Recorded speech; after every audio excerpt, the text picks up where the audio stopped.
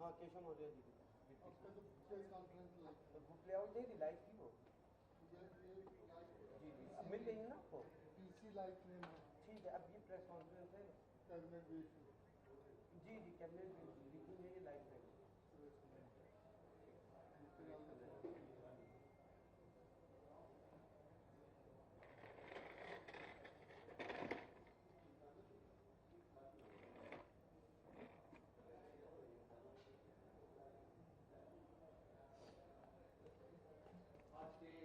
Press वार्ता में आप सभी प्रेस और मीडिया प्रतिनिधियों का इलेक्ट्रॉनिक मीडिया और प्रेस मीडिया के सभी प्रतिनिधियों का स्वागत करते हैं। आवाज आ नहीं रही है। आज मंत्रिपरिषद के समक्ष कुल 21 प्रकरण प्रस्तुत हुए थे, जिसमें से 20 पर मंत्रिपरिषद की सहमति मिली है। एक 13 नंबर का जो प्रस्ताव था उसको डिफर किया गया है, उसको अगली कैबिनेट की मीटिंग में लिया जाएगा, जो कि अयोध्या में संभावित है। पहला प्रस्ताव अवस्थापना एवं औद्योगिक निवेश नीति के अंतर्गत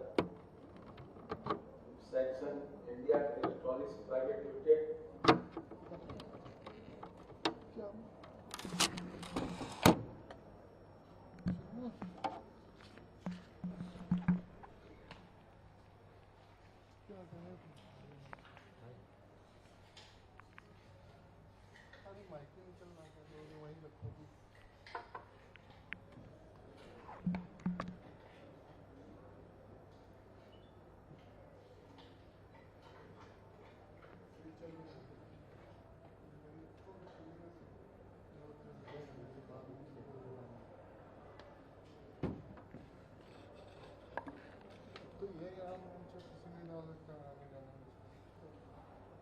Mrs LG India electronics private limited greater Noida को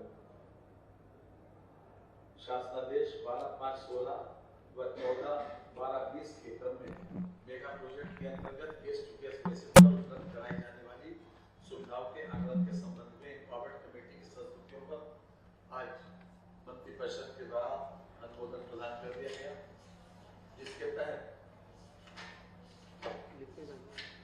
एक बेसिक फार्मूला ये था कि जो भी ये कंपनियां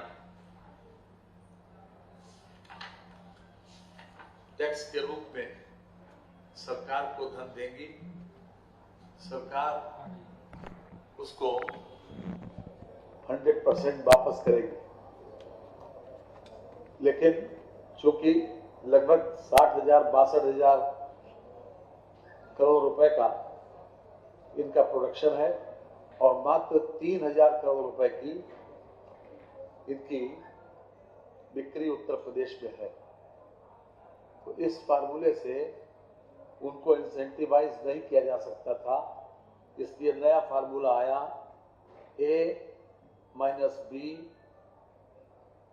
A-B-C, अर्थात इसके वित्तीय प्रोत्साहन इनको दिया जा रहा है, क्योंकि उस फार्मूले से उनको कुछ भी मिल नहीं रहा था।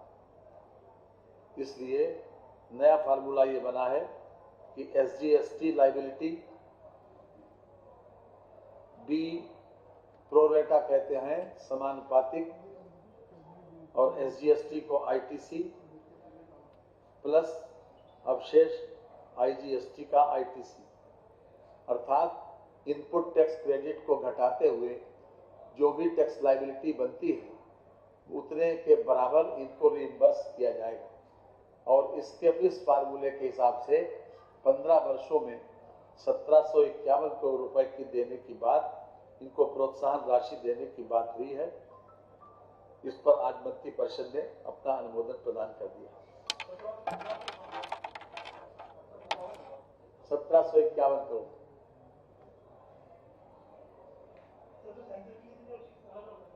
जी 1751 सैमसंग को, और एलजी को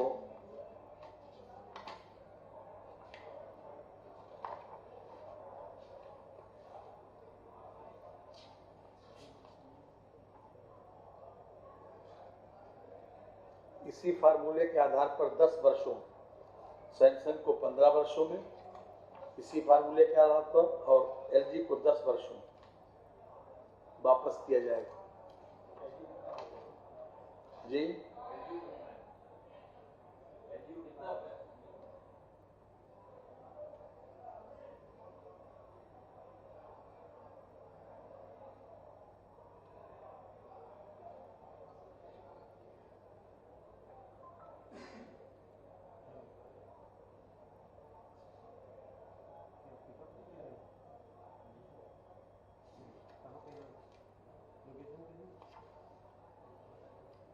'एलजी को अभी बता रहे हैं।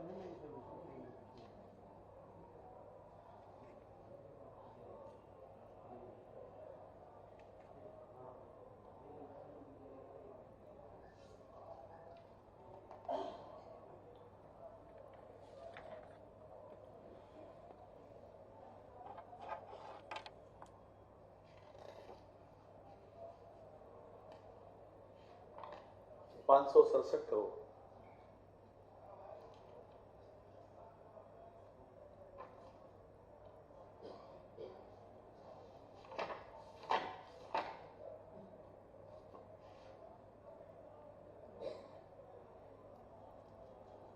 इनकी टोटल वैल्यू जो है वो 567 करोड़ रुपए है और सैमसंग की टोटल इन्वेस्टमेंट जो अभी तक जो वैल्यू किया गया है वो 2738 करोड़ रुपए है। जी जी नहीं 1751 करोड़।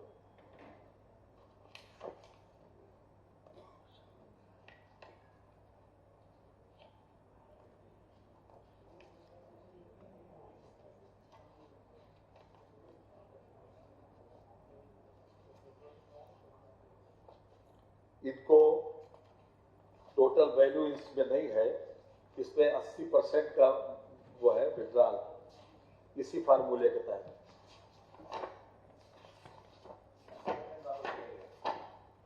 जी इस फार्मूले के तहत जो हमने फार्मूला बताया उसी फार्मूले के तहत इनको 10 वर्षों में जो कुछ भी वो देंगे उसको अदा किया जाएगा। 567 की टोटल वैल्यू इन्वेस्टमेंट की जो वैल्यू किया गया।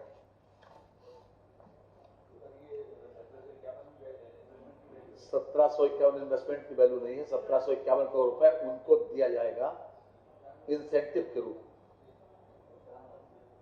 प्रोत्साहन राशि के रूप में 1751 करोड़ दिया जाएगा।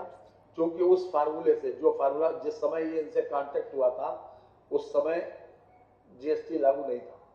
जीएसटी लागू होने के बाद ये पता चला कि उनको इनपुट टैक्स क्रेडिट के माध्यम से जो कुछ भी घटाकर कुछ भी बचता नहीं।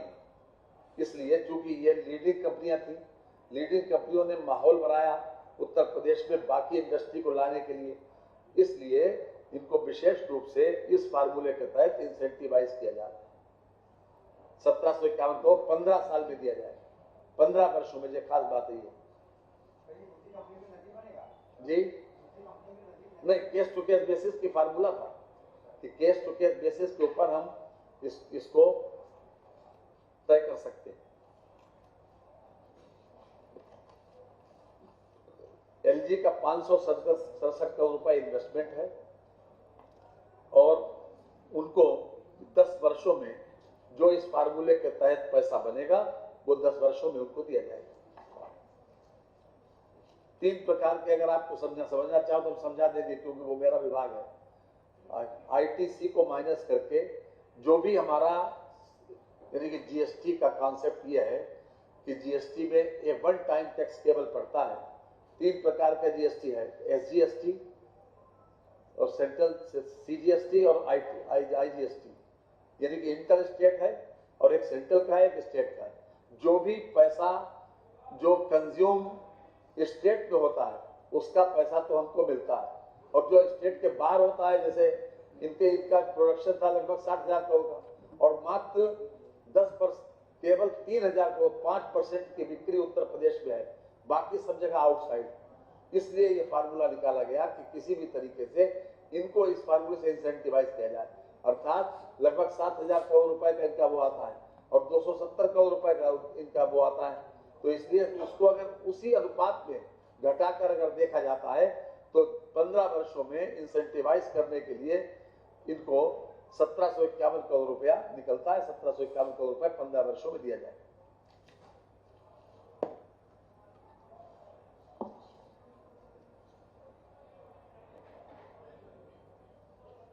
दूसरा है फॉरेन डायरेक्ट इन्वेस्टमेंट एफडीआई के माध्यम से अभी तक उत्तर प्रदेश को जो पैसा मिलता था वो लगभग बहुत कम है। केवल 9400 करोड़ रुपए का फॉरेन डायरेक्ट इन्वेस्टमेंट हुआ।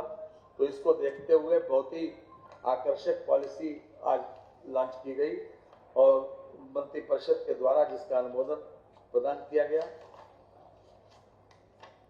ये हमसे ज्यादा स्टेट्स जो हैं वो फॉरेन डायरेक्ट इन्वेस्टमेंट जैसे महाराष्ट्र, कर्नाटक, गुजरात, दिल्ली, महाराष्ट्र का 3,74,092, कर्नाटक में 3,21,000 और हमारा अक्टूबर 2019 से 2022 तक मात्र 9435 करोड़ रुपए का एफडीआई आया। इसलिए इनको इंसेंटिवाइज करने के लिए एक पॉलिसी आई है कि 100 करोड़ रुपया के पूंजी निवेश से अधिक प्रत्यक्ष विदेशी निवेश पर ये सुविधाएं दी जाएंगी। खास तौर से इनको 75 और 80% तो लैंड परचेज में सुविधा, इसके साथ स्टाम्प ड्यूटी में भी सुविधा दी गई और साथ ही साथ कैपिटल इन्वेस्टमेंट भी, इनका कैपिटल इन्वेस्टमेंट में भी इनको 25 से 30% तक कैपिटल इन्वेस्टमेंट की भी सुविधा दी जा रही है।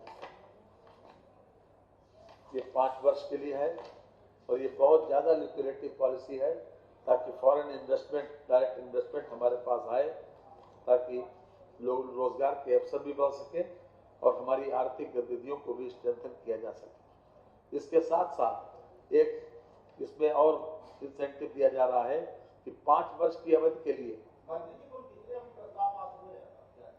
आज तो बता चुके शुरू में 21 प्रस्ताव आए थे, 20 पास हुए। ये इस योजना के अनुसार प्रत्येक पात्र योजना हेतु उत्तर प्रदेश में अगर उत्तर प्रदेश के व्यक्ति को वो एम्प्लॉयमेंट देंगे तो 5 वर्ष की अवधि में प्रति व्यक्ति प्रतिमाह 5,000 रुपए की सीमा तक अधिकतम 500 व्यक्तियों को प्रशिक्षित करने की लागत की प्रतिपूर्ति भी उत्तर प्रदेश सरकार करेगी। इसमें लगभग 15 करोड़ रुपए का खर्चा आएगा।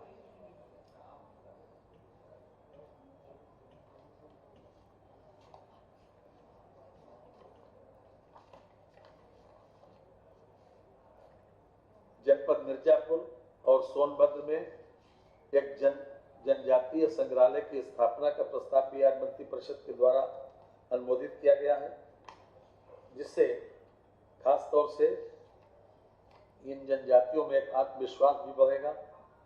खास तौर से समाज में जनजातीय जीवन शैली, परंपराओं व कला विधाओं से परिचित हो सकेगा। पर्यटन को भी बढ़ावा मिलेगा।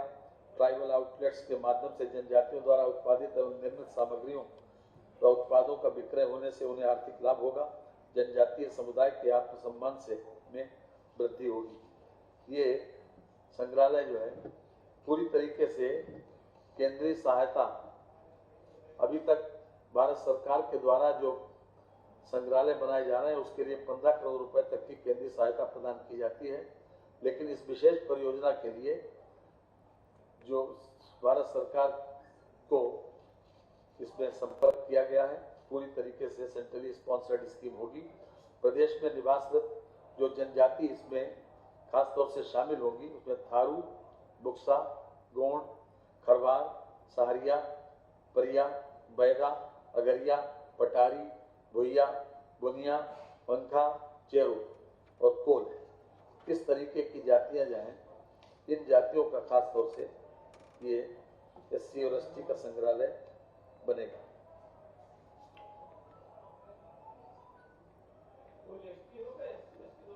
जी,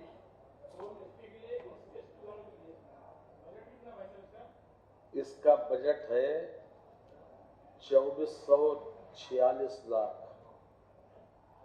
24,86,46,000।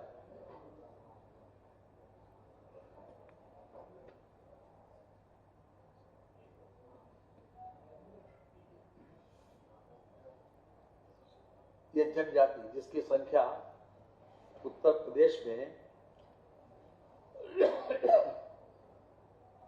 15 अनुसूचित जनजातियां सूचीबद्ध है। 11,34,273 है इसकी जनसंख्या। 11,34,273।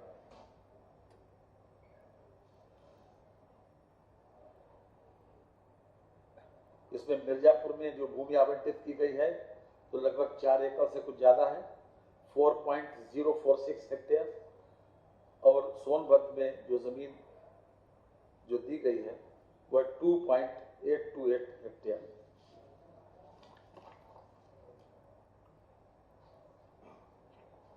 ये एक औपचारिक है, इसमें पर्यटन विभाग का एक अतिरिक्त अनुभाग सृजित हो रहा है चौथे में। इसके साथ ही प्रदेश में कई स्थानों पर नए थाने बन रहे हैं, जैसे जनपद वाराणसी के थाना शिवपुर, जनपद गाजियाबाद के थाना टीला मोड़, जनपद फिरोजाबाद के थाना दक्षिण, जनपद आगरा के थाना शाहगंज, जनपद गोरखपुर के कैंपरगंज में अग्निशमन केंद्र, जनपद मथुरा के थाना वृंदावन में नवीन थाना, जैत के निर्माण एवं जनपद लखनऊ के गोमती नगर विस्तार के सेक्टर 4 में मॉडर्न थाने के निर्माण हेतु भूमि कम होने के कारण अतिरिक्त मंजिल बढ़ाए जाने तथा भविष्य में निर्मित होने वाले थानों तथा जनपदीय परिक्षेत्रीय साइबर थानों एवं पुलिस विभाग के अन्य भवनों हेतु उपलब्ध भूमि कम होने की स्थिति में मानकीकृत क्षेत्रफल के अनुसार अतिरिक्त मंजिल बढ़ाए जाने तथा लेआउट प्लान और फ्लोर प्लान अनुमोदित किए जाने का अधिकार माननीय विभागीय मंत्री के रूप में माननीय मुख्यमंत्री जी के प्रतिनिधित्व किए जाने के संबंध में है। इस पर आज मंत्री परिषद ने अनुमोदन दे दिया है। इसमें ये 11 माह से लेकर 24 माह तक कार्य पूर्ण कराए जाएंगे। खासतौर से इन स्थानों पर जो स्थान कम के होने की वजह से इनको अतिरिक्त वो दे दिया गया। और अब तो वर्टिकल का जमाना है, क्योंकि भूमि ज्यादा से ज्यादा उपलब्ध नहीं हो पाती है, तो कोशिश ये है कि ज्यादा से ज्यादा वर्टिकल बढ़ाया जाए। अभी तक G+2 को अब G+3 बनाए जाने का प्रस्ताव पर मंत्रिपरिषद ने अनुमोदित किया, यानी ग्राउंड फ्लोर +2 था, अब G+3 हो गया। ये प्राइवेट सुरक्षा अभिकरण को भी आज मंत्रिपरिषद ने अनुमोदन प्रदान किया है। इसमें खासतौर से जो हमारे बहुत से संस्थान हैं उनमें उनको सुरक्षा प्रदान करने के लिए ये एक नया नियमावली आई है।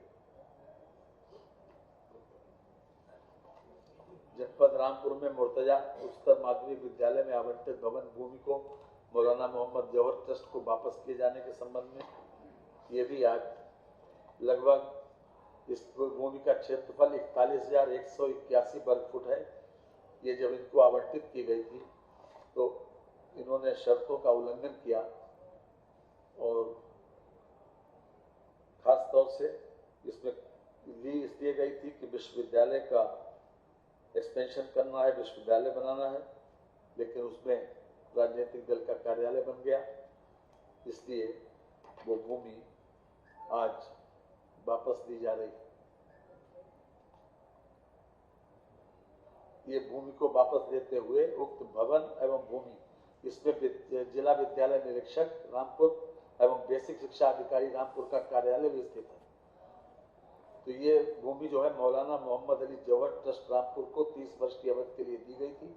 100 रुपए वार्षिक रेंट पर इस दर से पट्टे पर आवंटित भूमि को वापस देते हुए उक्त भवन भूमि का स्वामित्व राज्य सरकार माध्यमिक शिक्षा विभाग में नियुक्त किए जाने का प्रस्ताव आज मंत्रिपरिषद द्वारा अनुमोदित कर दिया गया।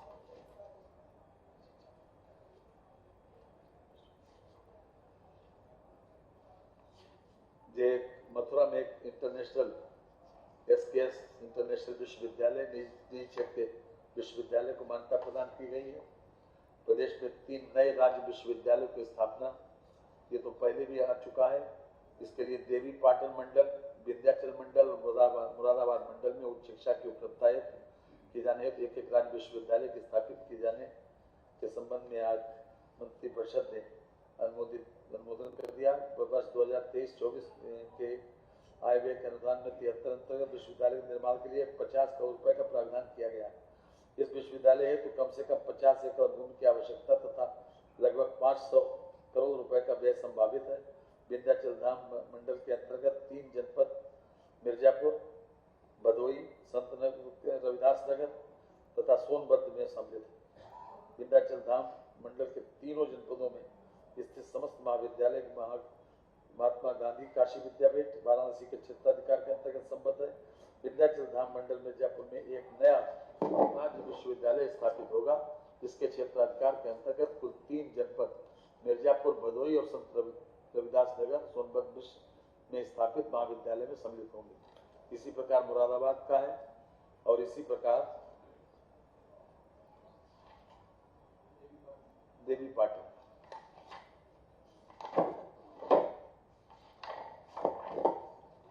प्रधानमंत्री उज्ज्वला योजना के लाभार्थियों को निःशुल्क एलपीजी सिलेंडर। वर्तमान में जो हमारा आप लोगों के माध्यम से भी कहना है कि अपना आधार वेरीफाई कर लें। जो उज्ज्वला योजना के लाभार्थियों को निःशुल्क सिलेंडर इस दीपावली के अवसर पर दिया जा रहा है। मेरा आप लोगों के माध्यम से सभी लाभार्थियों से ये आग्रह होगा कि सभी लोग अपना आधार वेरीफाई करा लें, क्योंकि दीपावली पर उनको निःशुल्क सिलेंडर मिलने जा रहा है। 1,75,75,04,387।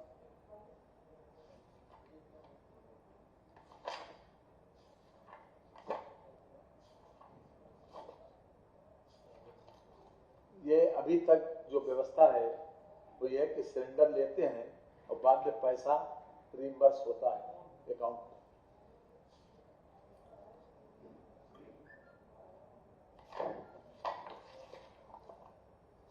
नई शीरा नीति आई है। 19% शीरा जो है लगभग हम सब जानते हैं कि 22-23 में भी आबकारी राजस्व का लगभग 44% अंश देशी मदिरा से प्राप्त होता है। यह आवश्यक है कि समस्त देशी मदिरा आसनियों को उनकी आवश्यकता अनुसार समुचित मात्रा में शीरा उपलब्ध कराया जाए। तो इसी परिप्रेक्ष्य में शीरा सत्र 2022-23 में देशी मदिरा उत्पादक आसनियों को सी हैवी शीरे के टर्म में आकलन करके सी हैवी शीरे की निर्धारित होने वाली कुल मात्रा का 20% पिछला साल दिया था, इस साल 19% शीरा जो है जो उनको दिया जाएगा।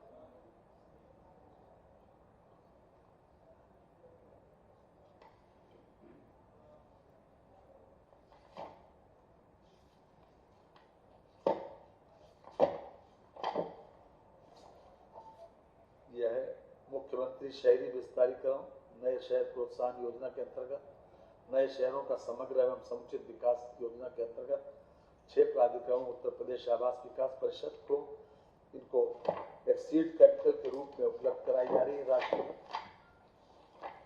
ये भी जो विस्तार हो रहा है खासतौर से 6 प्राधिकरणों को ये उपलब्ध कराई जा रही है।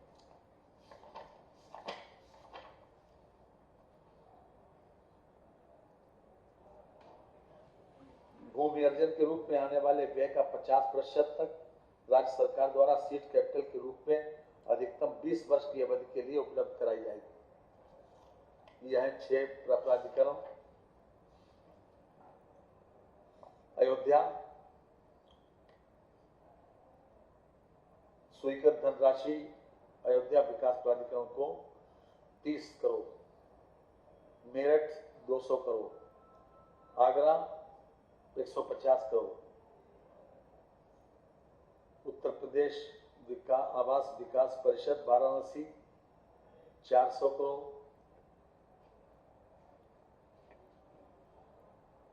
मुरादाबाद 200 करोड़,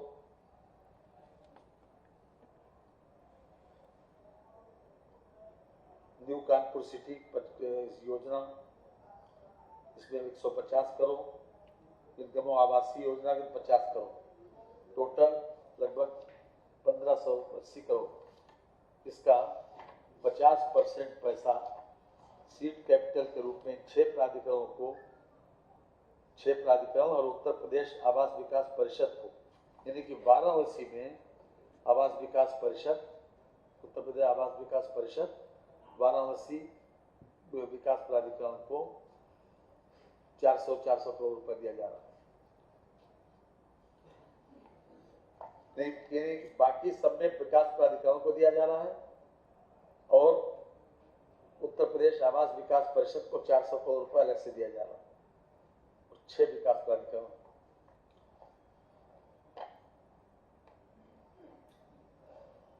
इसमें 20 साल के लिए 50% कैपिटल सीट के रूप में पैसा दिया जाना आज मान्य हो गया, ताकि जो विस्तारीकरण हो रहा है उसका समुचित रूप से उसका इंफ्रास्ट्रक्चर डेवलप हो सके और जो बुनियादी सुविधाएं हैं उस पर उपलब्ध कराई जा सके।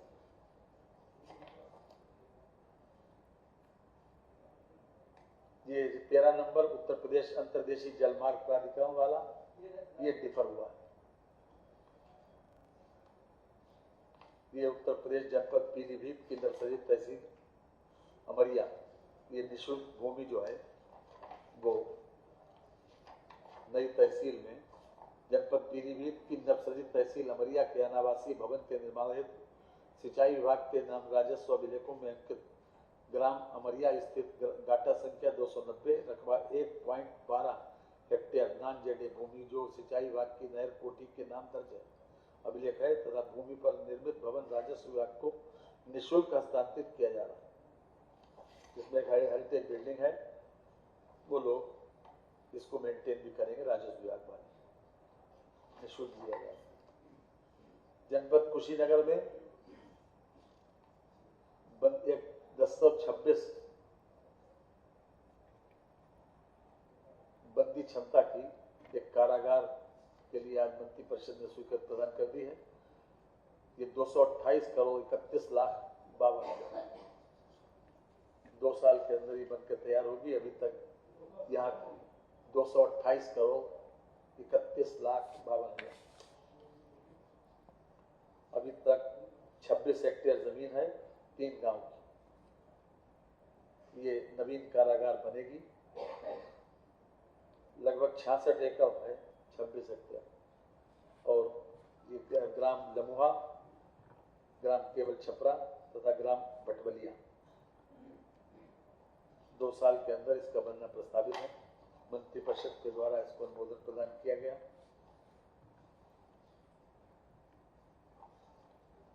ये औपचारिक है।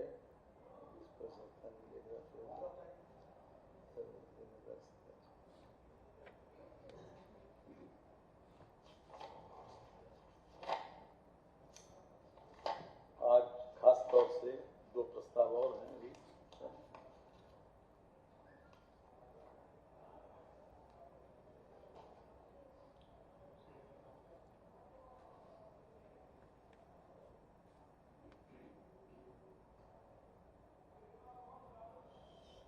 ये इलेक्ट्रॉनिक वेइंग मशीन सहित ई पास मशीनों की स्थापना व संचालन पर निविदा के माध्यम से प्राप्त न्यूनतम दर के अनुसार लगभग 142 करोड़ का वार्षिक व्यय इस पर आएगा। 50% की भागीदारी भारत सरकार की है। प्रदेश में नगरीय और ग्रामीण क्षेत्रों में जो ई पास मशीनों के माध्यम से जो हम लोगों को गल्ला वितरित करते हैं, तो अक्टूबर 2023 में उसकी निविदा समाप्त हो रही थी, जिसे बढ़ाकर मार्च जनवरी 2024 तक अथवा संपूर्ण प्रदेश अथवा एकल टेंडर प्रभावी होने दोनों में से जो भी पहले हो तक के लिए बढ़ाए जाने की अनुमति प्रदान की गई है। संप्रति प्रदेश में इलेक्ट्रॉनिक वेइंग मशीन सहित ई पास मशीनों की स्थापना व संचालन हेतु यूपी डेस्को द्वारा तैयार मंत्री परिषद द्वारा अनुमोदित आरएफपी के आधार पर इन निविदाओं के तकनीकी मूल्यांकन एवं आरएफपी में उल्लिखित एलिजिबिलिटी क्राइटेरिया व तकनीकी क्राइटेरिया में निर्धारित शर्तों के अनुरूप सिस्टम इंटीग्रेटर संस्थाओं का चयन किया गया है। इन सिस्टम संस्थाओं के चयन, उनके ग्रुप कार्य योजना का आवंटन तथा त्रिपक्षीय अनुबंध निष्पादित किए जाने पर माननीय मंत्री परिषद के द्वारा अनुमोदन प्रदान किया गया।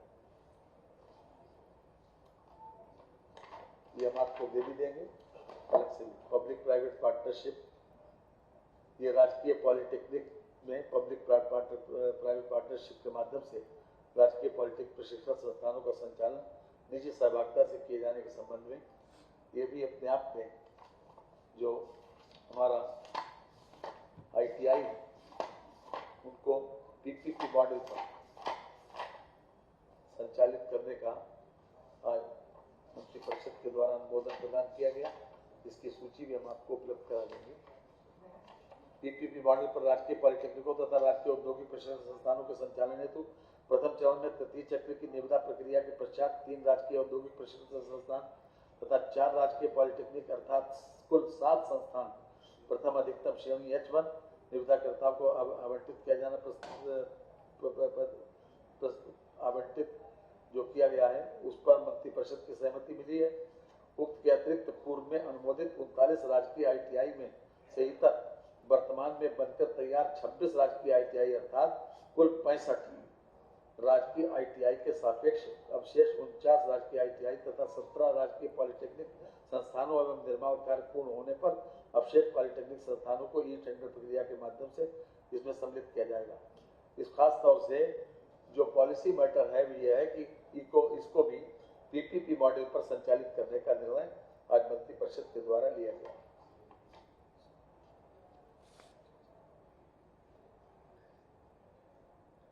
इसमें खास बात यह है कि प्रति पॉलिटेक्निक लगभग 64 एवं प्रति ITI लगभग 50 लोगों को निजी सहभागियों द्वारा रोजगार प्रदान किया जाएगा। ये संविलीनीकरण है EOW में SSIT का, यानी कि अभी तक एक ही नेचर के 2 इन्वेस्टिगेटिंग एजेंसी काम कर रहे थे। जो राज्य विशेष अनुसंधान दल उत्तर प्रदेश SSIT का EOW में ये आज मंत्रिपरिषद ने EOW में विलय को मंजूरी दे दी, चूंकि इनका नेचर ऑफ जॉब लगभग एक सा। दूसरा विशेष अनुदान सहकारिता, इसको भी आज मंत्रिपरिषद के द्वारा इसको भी CVCID में संविलीनीकरण करने की मंजूरी दे दी। जी कोऑपरेटिव जी CVCID में इसको मंजूर करने की अनुमति दे दी। जी अभी विशेष अनुसंधान शाखा कोऑपरेटिव को अपराध अनुसंधान विभाग अर्थात CVCID में विशेष अनुसंधान शाखा को सहकारिता को विलय की मंजूरी दे दी। दोनों का नेचर ऑफ जॉब एक सा था, इसलिए और ज्यादा बेहतर तरीके से काफी जो कुछ भी है इसका विशेष अनुसंधान शाखा सहकारिता का आज मंत्रिपरिषद उसमें CVCID में विलय पर मंत्रिपरिषद ने मोहर लगा दी। और खास तौर से ये 112 में भी काफी बड़ा निर्णय लिया गया है, इसको भी ये भी समाप्त हो रहा था। तो इसके लिए technology RFP for selection of the system integrator for the technology implementation, operationalization and the maintenance of the state wide, इसमें 525 करोड़ 85,73,769 3 साल के लिए ये प्रदेश स्तरीय इमरजेंसी रिस्पांस सिस्टम UP 112 परियोजना के द्वितीय चरण के क्रियान्वयन हेतु technology and call centre man power के लिए एजेंसी के चयन के संबंध में ये असल में समाप्त हो रहा था। इसी 2/11/21 से 16/11/22 तक सेकेंड फेज में कैबिनेट ने इसको मंजूरी दे दी थी। आज खास तौर से 3 वर्ष के लिए राज्य सरकार ने 597 करोड़ 42 लाख रुपए के व्यवहार से एक, इसमें केंद्र सरकार की कोई भागीदारी नहीं है, 112 रिस्पांस सिस्टम को आगे बढ़ाया। और जिसका हमको सब जानते हैं कि 2017 में हमारी सरकार आई थी तब रिस्पांस सिस्टम में काफी समय लगता था, अब उसको काफी एडवांस किया गया है। अभी वर्तमान में 112 को अगर हम कॉल करते हैं तो 13 मिनट उसका रिस्पांस टाइम है एवरेज। इसके साथ ही अभी तक जो हमने सिस्टम एवॉल्व किया था उसमें जो भी पीड़ित व्यक्ति के पास जो पहुंचने का जो अभी तक स्थिति थी उसमें लगभग 4-5 किलोमीटर था ग्रामीण क्षेत्र से और 1.5 किलोमीटर था करीब शहरी क्षेत्र से। तो जो नई टेक्नोलॉजी आई है उसको इसमें शामिल करते हुए लगभग 50 मीटर तक वो लोकेट कर सकेगा। जो भी पीड़ित व्यक्ति है उसको इस बात की जानकारी मिल जाएगी कि हमसे कितनी दूर है हमारा 112 नंबर गाड़ी, और रिस्पांस टाइम भी कम किया। साथ ही साथ उसको हर तरीके से एडवांस बनाने की कोशिश की है और अभी तक उसमें जो 673 पर्सन ड्यूटी पर थे उसके स्थान पर 875 कर दिए गए और एक साथ अब 40,000 एक दिन में लोगों को अटेंड किया जा सके। तो ये अपने आप में उसका एडवांसमेंट करना, उसको आगे बढ़ाना, 112 की चूंकि बहुत ज़्यादा इफेक्टिव साबित हुई है वो योजना, इसलिए उसको एडवांसमेंट करते हुए उसको आगे बढ़ाया गया है। और इसमें 3 साल के लिए जैसा कि मैंने बताया आपको 597 करोड़ 42 लाख रुपए का व्यवहार इसमें 3 वर्ष के लिए आएगा। बहुत बहुत धन्यवाद।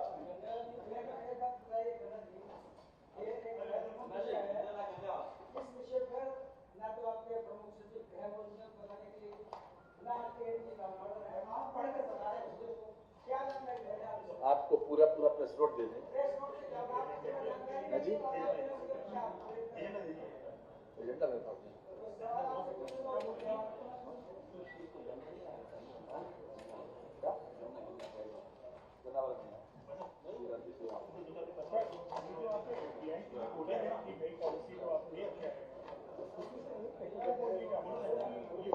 अभी लेके आ रहे हैं